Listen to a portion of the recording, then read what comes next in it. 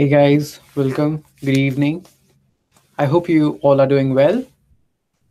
How are the exam preparations going on? Fine. Okay. I hope that fine translates to great. Yes. Okay. So once again, welcome to the session. Good evening, all of you. So, as many of you are already aware, what we do in this session, we brisk through the chapter, first of all, and then we try to understand what topics are important, right? And after we understand what topics are important, we practice some questions that have appeared in last exams or such topics that are considered important from an examination point of view, right? So, let us quickly dive in and speed up with the chapter, right? So, the chapter is diversity, right? So, what are the topics that are important in diversity? We'll deal in a moment. But before that, we'll just discuss the weightage once again for students who haven't gone through this in the last few sessions. So, as we can see, the biology section comprises a total of 30 marks, right? So, you can safely say that 30 percentage of your 100 out of total is biology. Okay, so you should do well to give proper attention to such as well. Now, what should we study when we are talking about diversity? So first, we start with the understanding of diversity. Features easily in this chapter, Raghav. See, the thing is not to focus on too many examples. In none of the questions, teachers are going to ask you a huge range of examples. The safe thing is just remember two per category. That is all. I have seen students in my own class, they hurry through examples. They start mugging up examples. Not at all needed. Okay, so just remember two per category, and that is all that is needed in this chapter. Okay, you don't have to understand or you don't have to know each and every organism. Okay, that is the entire purpose of classification. Okay, we'll discuss that, Specky, but in a moment. Okay, so first we understand classification. What is classification? We already know it is dividing organisms on the basis of their similarities and dissimilarities. We should also understand how classification and evolution are linked, right? Further, we start with the five kingdom classification. Although not required, but it's better that you remember the two important scientists. One is Carolus Linnaeus, who started two important things. First is the binomial nomenclature. He was the one who established that we should give a two-part name to each and every organism, right? Secondly, you should also remember that he was the one who gave the two kingdom classification, right? Further, it goes on to three and four, but you are not required to remember three and four classification, no, kingdom classifications. You're required to remember the five kingdom classification, which you study in detail. Robert Whittaker was the one who gave the five kingdom classification. Now, what are and the five kingdoms and what are the bases? That is very important. So Monera, that is unicellular prokaryotes, right? Monera are unicellular prokaryotes. Then you come to Protista. For Monera, you should remember examples like cyanobacteria, right? And you should remember Annabena. If you want to remember more, you can remember LAB, lactobacillus, right? I'm just writing the short form LB, so lactobacillus. So you can remember such examples. You are not required to understand what's archaea, but you should remember that you should know that Monera eventually was further split into two categories, or rather, I should not say split. There were two categories created out of Monera. Okay, so that was bacteria and archaea. Archaea are considered to be they are considered to be one of the domains of life. There are three domains of life. That system was given by Carl Oos, but you don't need to go in detail. Okay, they just can tolerate high salinity, high acidity, and all sort of things. Coming back to monerans, that is all that you need to know. Unicellular prokaryotes, they can have all sorts of nutrition. Okay, 4 to 5 though, that's enough. 4 to 5. Then comes protista. So obviously these are as well unicellular, right? Protistants as well are unicellular, but they are eukaryotes, right? They are the first ones to have a well-developed nucleus. So differences between prokaryotes and eukaryotes. One thing that has been asked numerous times and that will be asked in your examination in some or the other way. It will be asked. Be sure of it. Okay. Then protista, you can remember examples like amoeba, right? Or you can also remember plasmodium, the causative agent for malaria. That's enough. Okay. Then about let's first discuss fungi and then we'll come to Plantae and Animalia. So then we come to fungi. What are fungi? They are again multicellular, generally multicellular, and they are as well eukaryotes. So after monerans, we all are eukaryotes. So be sure to remember that. After monerans, there each and every category is eukaryotic. Now, fungi are eukaryotic. Fungi may be unicellular as well. And when they are unicellular, we collectively call them yeasts, right? One example of yeast that you should be remembering is Saccharomyces. Saccharomyces. Saccharomyces is the yeast that is used in the baking industry. Okay. Now, fungi, what other examples that you should be aware of? You can remember the bread mold or rhizopus, right?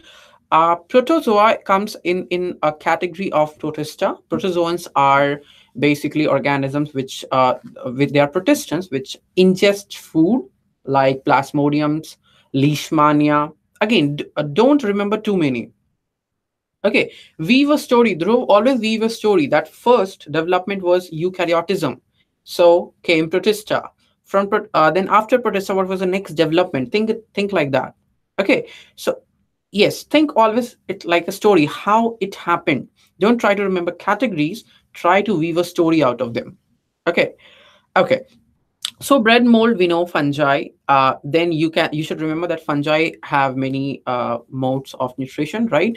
But mostly they are either saprotrophs, right? So they digest food outside their body and then absorb them.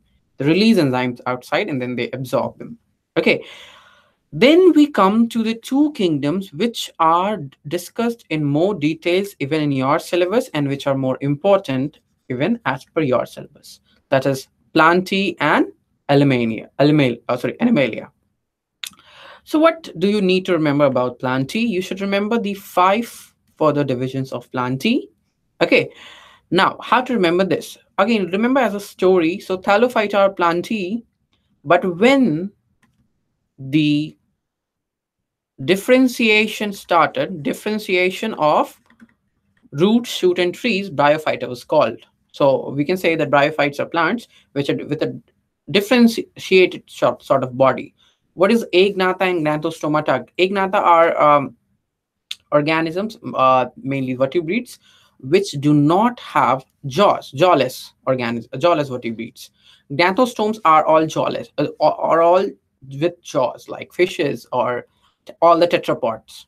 Okay. Now then comes Pteridophyta. So from here, east of Bryophyta, you have vascular bundles. So when vascular bundles arose, we started the plants started invading the land. So Bryophyta did not have vascular tissues. They did not have xylem. They did not have phloem, and that is why they needed water, and that is why they are called amphibians of the plant kingdom, right? Well, because they need the water for fertilization. So after the origin of vascular bundles, plants could go taller. So bryophytes, they are generally very short.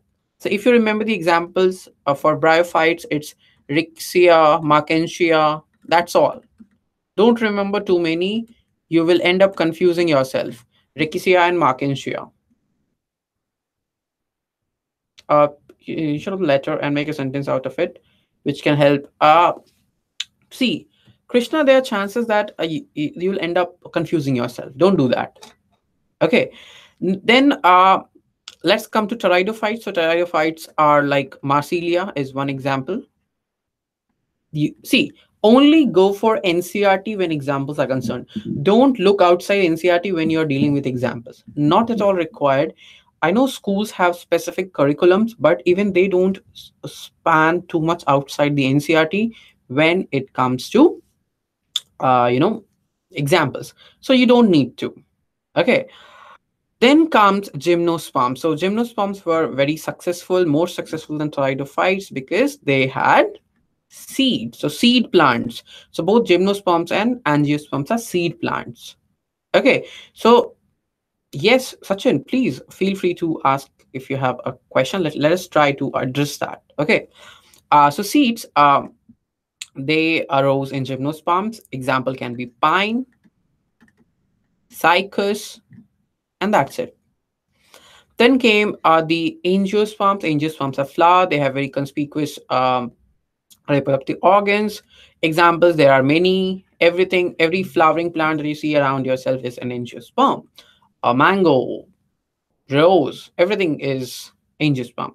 Now, one thing that you need to remember here is the development. Okay, for example, bryophytes were the first. In the bryophytes, we have differentiation. In pteridophytes, we have the vascular tissues. In gymnosperms, we had the seeds, and in angiosperms, we had the flowers. Okay, so you need to remember that. Okay, that's a good question, Raghav. So cryptogams and phanerogams. So cryptogams are basically they comprise thallophyta, bryophyta, and pteridophyta. The reason is that cryptogams do not have conspicuous reproductive structures. Their reproductive structures was very well hidden. It wasn't easily exposed. Okay, so that is why thallophyta, bryophyta, and pteridophyta did not have very conspicuous structures.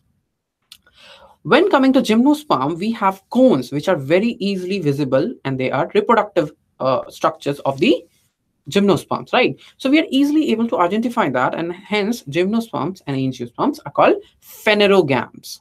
Okay, so that's the difference. So you can combine them like this. So thallophyta, bryophyta, and pteridophyta are, cryptogams, and gymnosperms and angiosperms are phanerogams. Okay. No, gymnosperms are phanerogams. Okay, gymnosperms are phanerogams. Don't get confused, Akshita.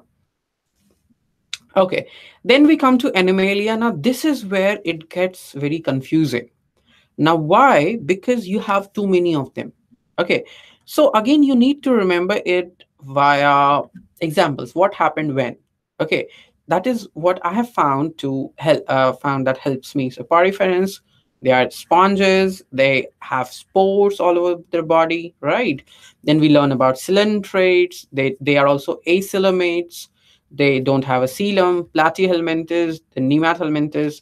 Very important. Platyhelminthes, we have the three layers. Nematodes, we have pseudocoelomates. So this is something that can be very uh, frequently asked. Name the pseudocoelomate phylum. So you need to know that they are the nematodes. They are not anything else. For the first time, a full-fledged coelom develops in annelids. Very important question from the question point of view. Okay. Okay, something which I didn't discuss because this is just a summary is that you need to know the differences between coelom. You need to know about the embryonic layers. Okay, so when I say that I have three embryonic layers like ectoderm, endoderm, and the mesoderm, you need to understand. You need to understand what a coelom is. Okay, then comes the arthropods. So from Annelida onwards, all are coelomates. They all have coelom. So arthropoda has segmented body. It also has jointed legs. That is why the name arthro, jointed parts, legs, right? Then comes mollusca. Mollusca are snails, right? So they're all in molluscans, and they have the head, visceral mass, and what is coelom? Coelom is a body cavity, Shashank, which is formed by the mesoderm. Okay, so the body cavity that is lined by the mesoderm is a coelom. If it's not lined by mesoderm, then we don't call it coelom. We generally refer to it as a pseudocoelom when it's lined by ectoderm and endoderm, or in some cases ectoderm or endoderm. It's pseudocelo. All right. Then we have echinoderms. Now, echinoderms are altogether different story. They are more close related to chordates rather than the non-chordates. Okay. Now, echinoderms, you have starfishes. Okay. Now, there are two important things that are sometimes asked by your schools, and those are, for example, poriferans. They have a water canal system, right? So water flows in through pores. That is where they trap the food and let the remaining water go out, right? On the other hand, echinoderms, they have a water vascular system.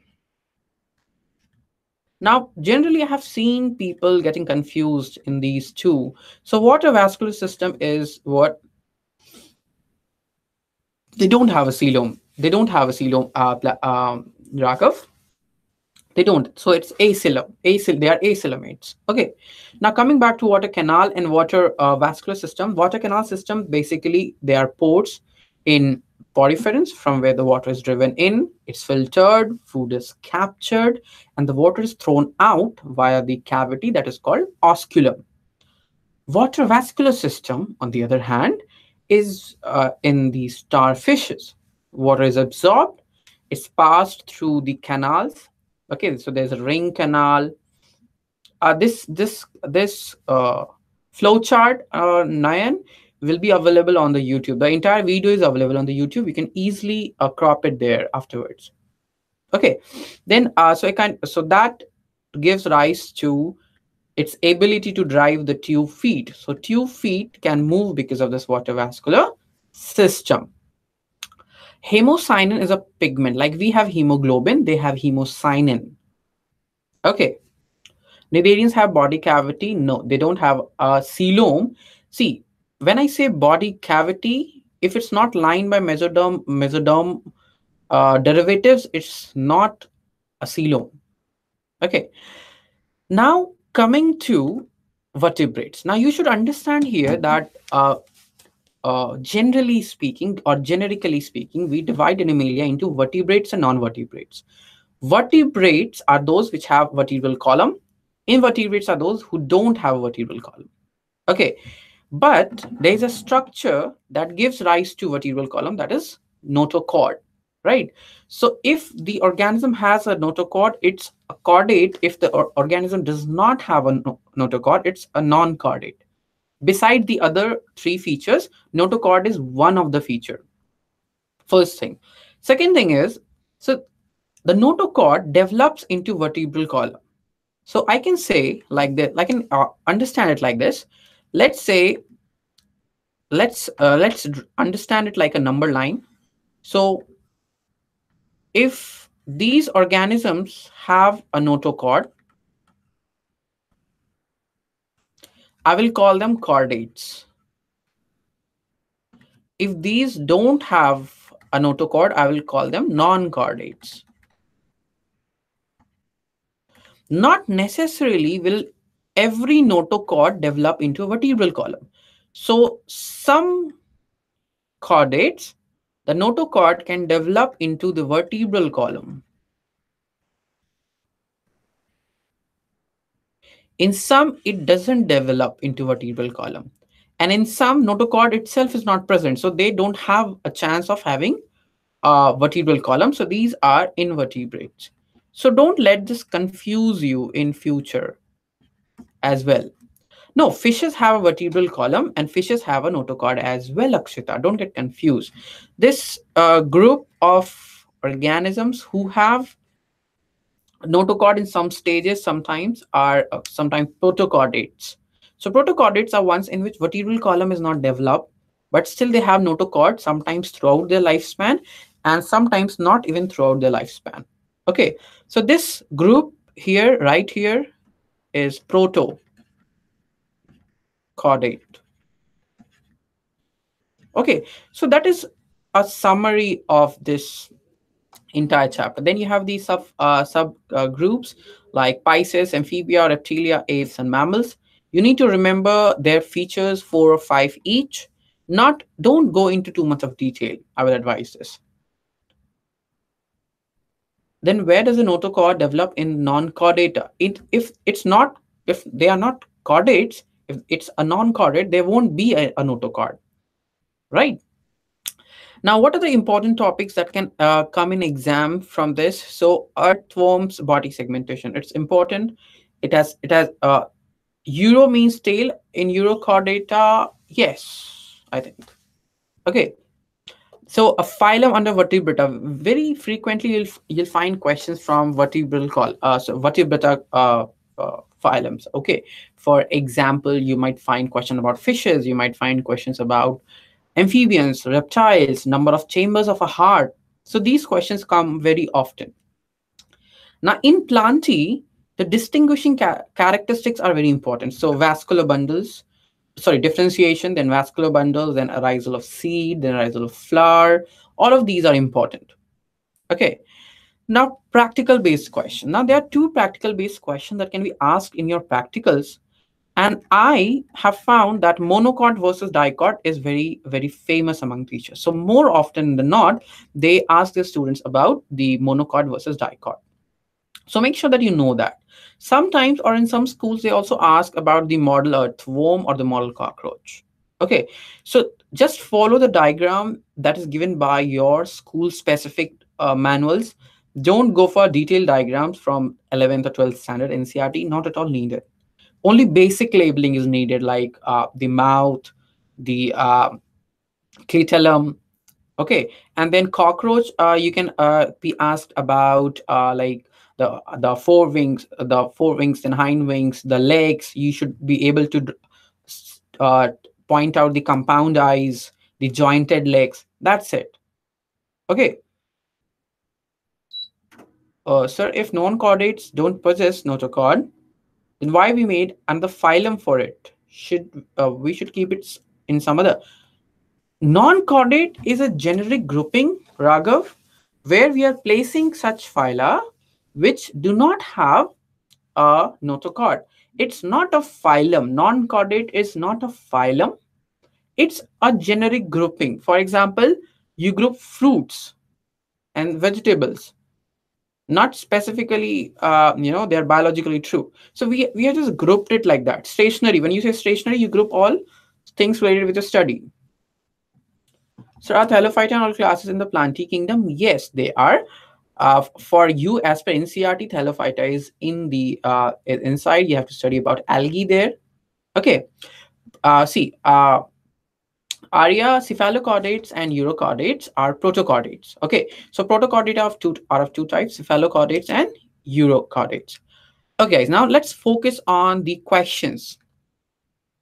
So what are the four characteristic feature of chordates? Very important and very frequently asked in exams. So a dorsal hollow nerve cord, a notochord, a post-anal tail, right? And pharyngeal gill slits, right? So these are four features. This is bound to come in exams. Many times it's asked. List four features for that form the basis of classification of plants. So as I already discussed, you have the differentiation, you have the vascular bundles, you have seeds, and then you have the fruits and flowers, right?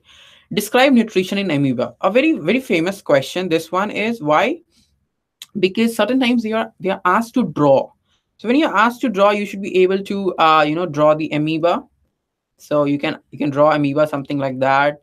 You can place food outside it, like this green dot is the food, and then what you can draw is that this amoeba has engulfed the food or partially engulfed the food inside.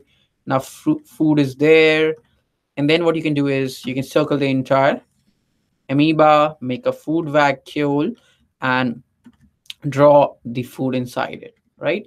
Then so you should be able to draw these. Then you can also show the digestion, right? So what you will do is you can show, sorry, that it fuses with a lysosome and the digestion happens. You can, so small dots, and those are inside the food vacuole, right? So you should be able to show these or even demonstrate this if it's asked, right? So what are the two classes of Pisces? Very important. Cartilaginous fishes and bony fishes, right? You should be able to tell the differences between them. Okay, non-vertebrates are different from non-chordates. Now, I'm not going to explain this because I explained it via uh, the the number line that I told you. Okay, repeat what, Madhu? What's the second circle called? The dotted one, the dotted circle. Oh, see, this is a food vacuole. Okay, what happens is that a food vacuole merges with the lysosome and forms a phagolysosome. Inside the phagolysosome, because the lysosomes brings in the enzymes, so inside the phagolysosome, the breaking down happens.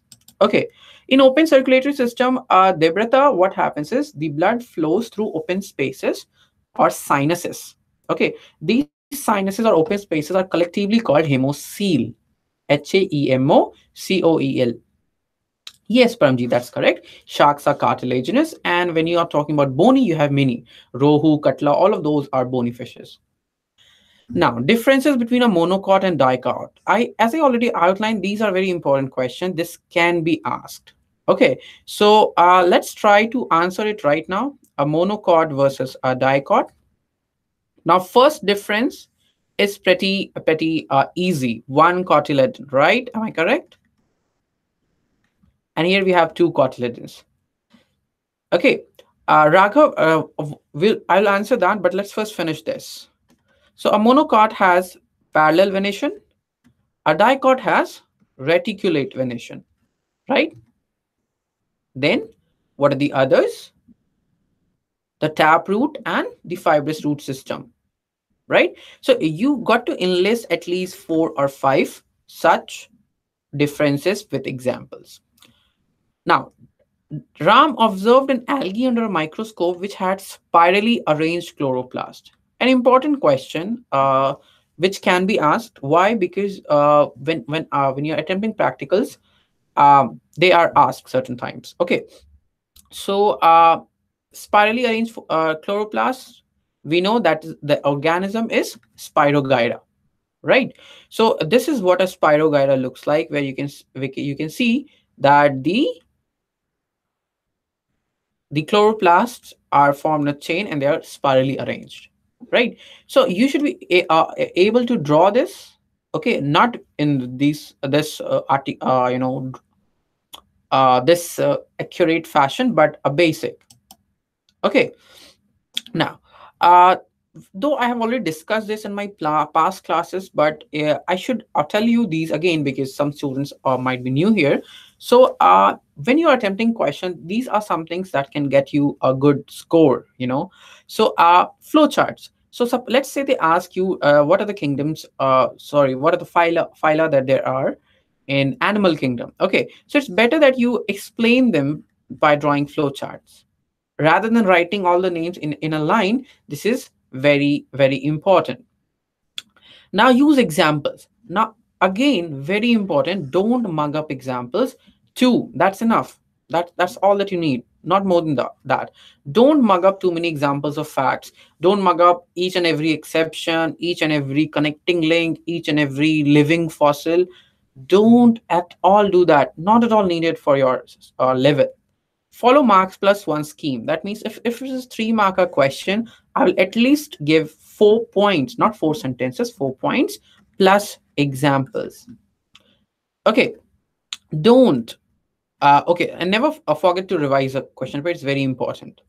And practice questions as much as you can, because if you are practicing questions, most probably you will not end up, missing a particular question. Okay, guys. So that is me for today, and if you people have more doubts or if you will need more from this chapter, you're always free to come to our batches and see our content, subscribe there, and you can always get to know more if you want to. Okay, guys, so bye, and I hope it helped you, and do more. Do revise and don't see, this chapter is all about a bit of examples and a bit of understanding. Don't mug up things, don't look for too many facts, not at all needed. Bye guys, and all the best.